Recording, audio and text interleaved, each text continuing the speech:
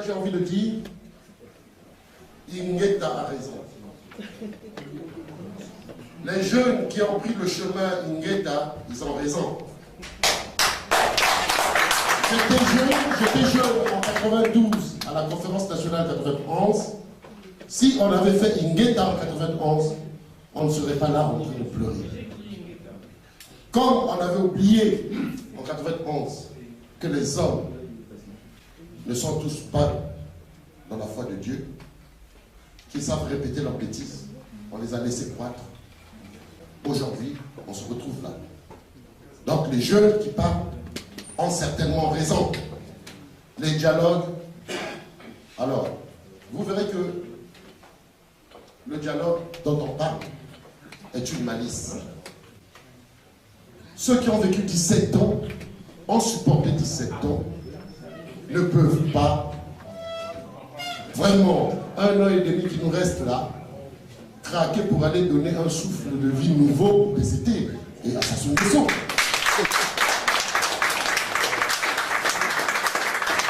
L'élection.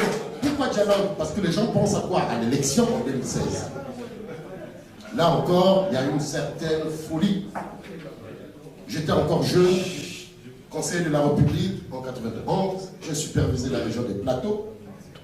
Ceux qui nous parlent des élections et qui ne s'arrêtent que la commission électorale indépendante se trompent. Parce qu'une élection, pour la faire, il faut la sécurité. Il faut une armée républicaine.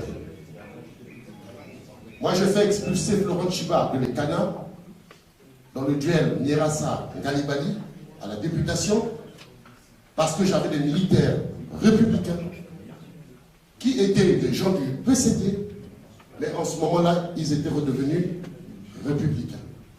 On a expulsé Florent Chiba de l'Ekana le jour, la veille du vote. J'avais pour adjoint, les gens ne le disent pas, tous les conseillers de la République avaient derrière eux un vice-président qui était un militaire. Les militaires de cette armée-là, le colonel Sim qui était là, il était vice-président, il le connaissait là, dans les plateaux aussi. On ne se connaissait pas. Ah bon. On avait les colonels derrière chaque conseiller de la République. On ne vous l'a jamais su, on ne vous l'a jamais dit. Donc ceux qui cherchent le dialogue aujourd'hui, qui croient qu'une seule commission indépendante suffit, c'est faux. Deuxième problème. Ceux qui pensent que 2016, ils peuvent dialoguer avec Sassou pour organiser une élection, c'est encore criminel parce qu'ils vont nous amener la guerre après cette élection-là. Est-ce qu'ils savent que le Conseil constitutionnel, qui est l'arbitre des élections, bon sang, c'est celui-là qui est là. C'est-à-dire que c'est celui-là qui va invalider les décisions de la commission électorale indépendante. Le scénario Ouattara, Gbagbo. Donc, la Constitution, personne ne peut obliger Sassou à changer son Conseil constitutionnel à la date d'aujourd'hui. Excusez-moi, je vous annonce, bien que tardivement, l'arrivée de M. Koukebene, ancien ministre de la République. Donc, je vous ai tenté que rien n'oblige M. Sassou Nguesso à changer son Conseil constitutionnel. Ceux qui dialoguent avec Sassou Nguesso perdent de vue qu'ils iront à une élection embouteillée parce que le Conseil constitutionnel restera aux ordres. Ils me diront, oui, au dialogue, on va régler ça. C'est faux, ça n'ira pas mieux. Vous ne pouvez pas gagner une élection, faire une bonne élection, si vous n'avez pas une administration territoriale juste. C'est-à-dire les préfets, les chefs de district, les chefs de quartier, tout ce monde-là, il faut qu'ils soient républicains. Est-ce que vous les aurez avec un dialogue avec Sassou? Sassou, pendant 17 ans, il a formé 5 classes d'officiers, 4 recrutements de fonctionnaires. C'est-à-dire, aujourd'hui, vous avez des gens à tous les postes de la fonction publique. C'est des sassouistes. Des sassouistes. Si vous ajoutez qu'il vous faut une presse libre, pour avoir une élection démocratique, il faut une presse libre. Eh bien, Takombo, l'élection, il faut aller parler à Takombo là-bas. Quand vous irez à Takombo, munissez-vous de cuir en face parce que entre Takombo et là-bas, bien. Donc, ça veut dire qu'on peut continuer à discuter de cette histoire de dialogue, d'élection.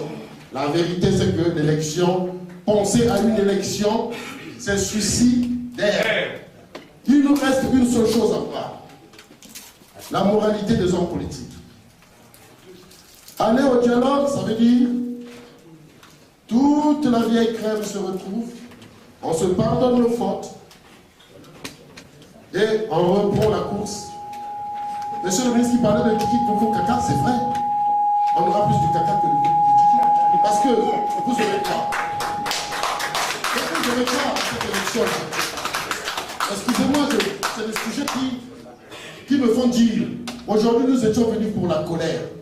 Nous devons démarrer notre colère, pas seulement contre Sassou, mais contre les mauvaises idées.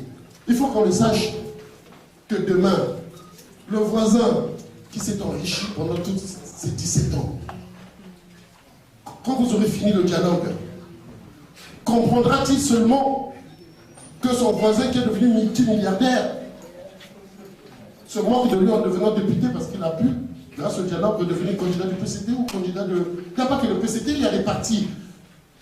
Il n'y a pas que le PCT. PCT est assimilé. Il y a des partis qui se disaient opposition, qui ne sont autre chose que quand vous grattez, c'est ce que Mohamed disait, d'un côté, la carapace, de l'autre, la carapace. Ça, c'était Mohamed qui le disait. Donc, tu as double carapace.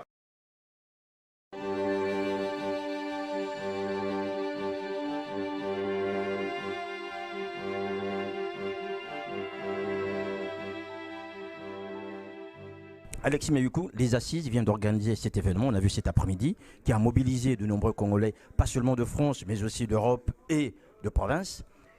Quel intérêt aujourd'hui d'avoir ce type de manifestation alors qu'on sent bien que l'opinion publique internationale et même congolaise, pour certains qui le disent, est favorable aujourd'hui à un changement en Afrique?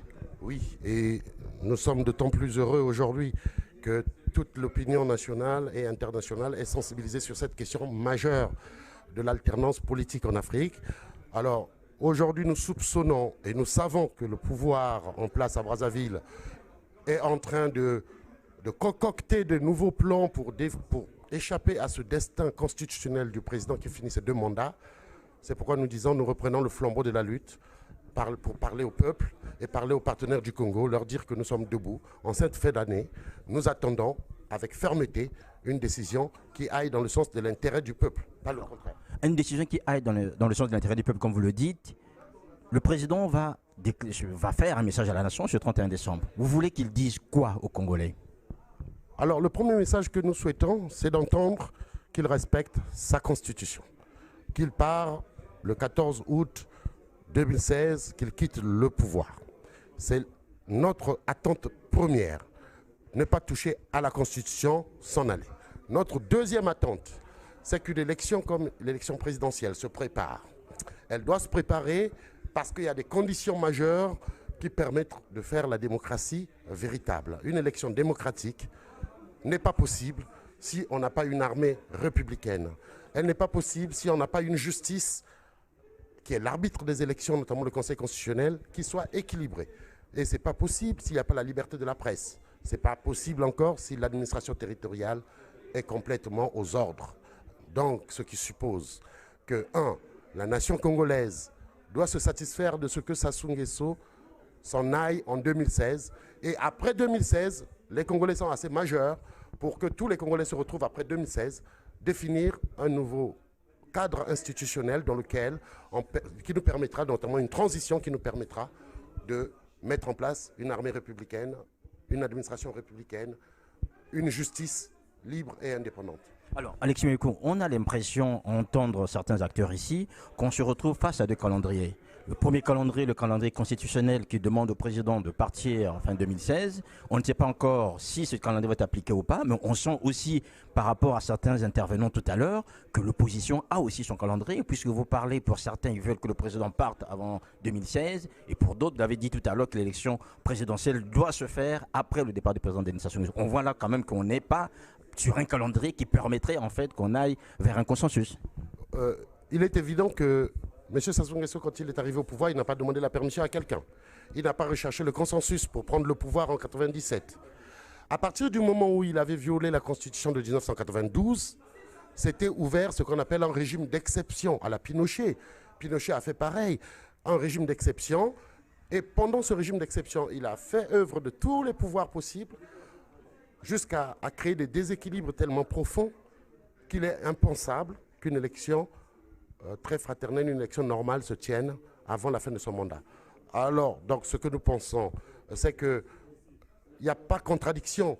Les uns et les autres disent quoi? Que s'il fait comme Compaoré, c'est-à-dire que s'il tente quoi que ce soit pour échapper à cela, tout peut arriver. C'est pourquoi ceux qui parlent de son départ d'aujourd'hui disent que comme Compaoré n'avait pas fini son mandat. Donc c'est déjà un exemple qui montre que même Sassou Nguesso peut ne pas finir son mandat.